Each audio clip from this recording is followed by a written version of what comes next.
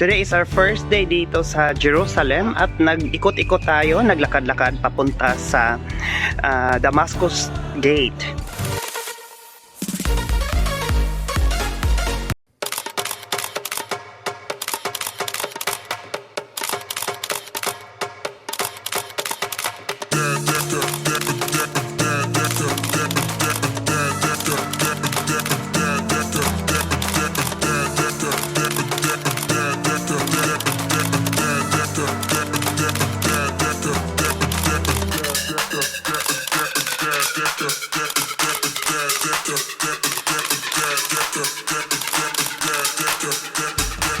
Doon makikita natin ang wishing wall. Titingnan natin mamaya kung ano ang lugar. Sabi nila ito daw ang pinaka busiest, pinakamagandang lugar dito sa Jerusalem.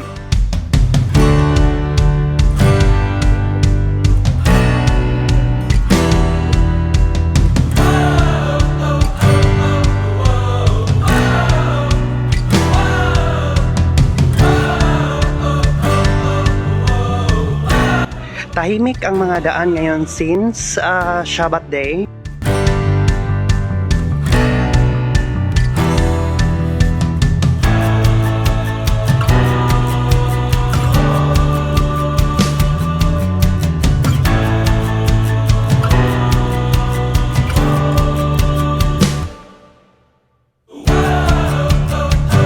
So, sobrang linis ang lugar.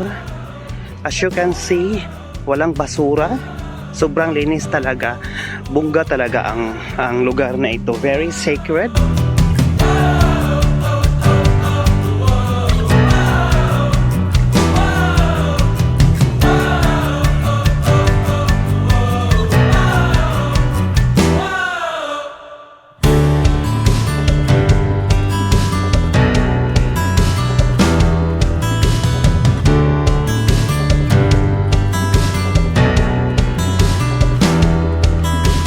Ito ang municipality complex dito sa Jerusalem.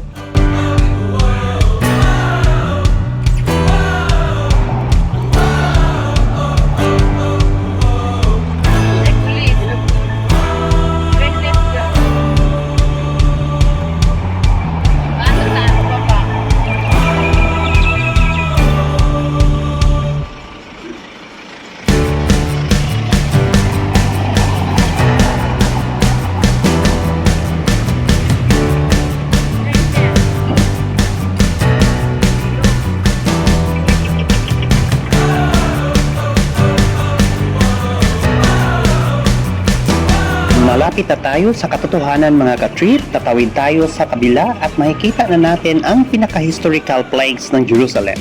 Makikita natin dito ang mga lumang building.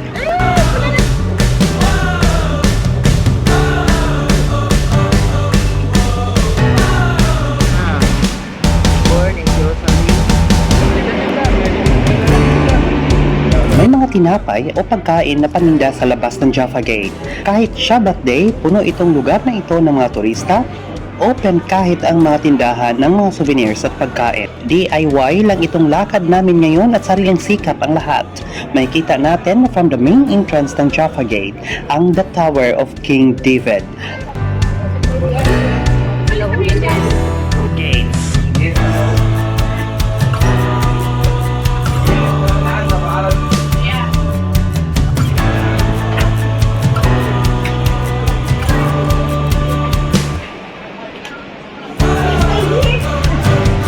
Let's go sa go at titingnan natin kung ano ang nasa loob. The Tower of David, also known as the Citadel, is an ancient citadel, a medieval fortress located near the Jaffa Gate entrance, the historical entrance to the old city, and has been the symbol for the city of Jerusalem for generations. Jaffa Gate, also known as the Gate of the Friend, Hebron Gate, and the Gate of David's prayer shrine, marks the end of the road that led to Jerusalem from the ancient part of Jaffa and the beginning of one of two major axes that divide the old city into four quarters. Tower of David is a historical and archaeological asset of international significance. City of David is a biblical and religious epithet for the ancient city of Jerusalem.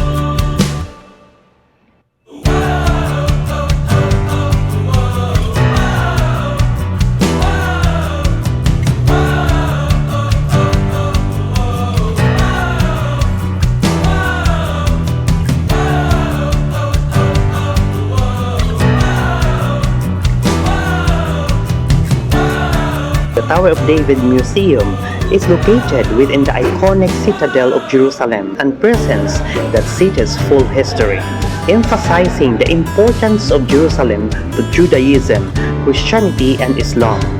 It portrays the city's relevance and its re-establishment as the capital of modern Israel. The symbol of the Tower of David is taken from the Song of Songs. It was applied to Mary and symbolizes Mary's womb giving life and protection to Jesus. Mary also gives protection to all those who seek refuge against temptation and danger. Located in a series of chambers in the original citadel, the museum includes a courtyard which contains archaeological remains dating back to 1,700 years.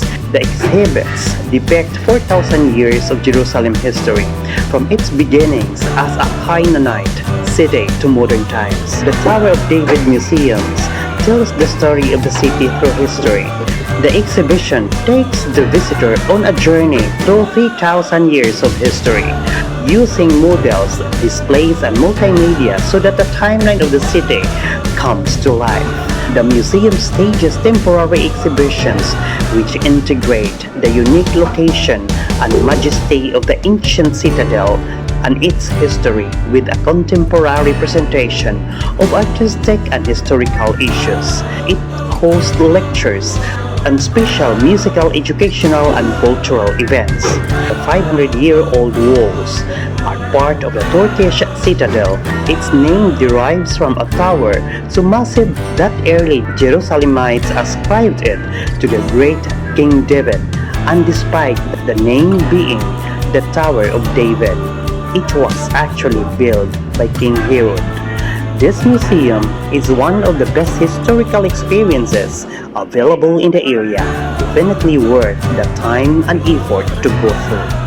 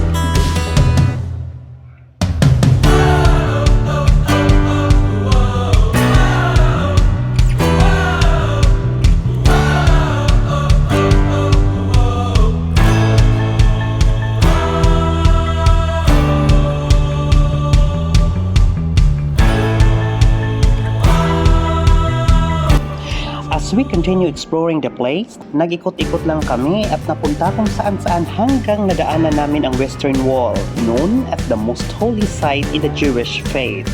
Since kasama ito sa private tour namin sa mga susunod na araw, hindi ko muna ibahagi ang buong details dito. For security purposes, may scanner before makapasok sa lugar na ito at bawal ang picture taking malapit sa wishing wall during Shabbat. Patikim pa lang itong video na to sa tour namin dito sa Israel. Huwag kalimutan mag-subscribe at pindutin ang notification bell for more updates. Thank you for watching.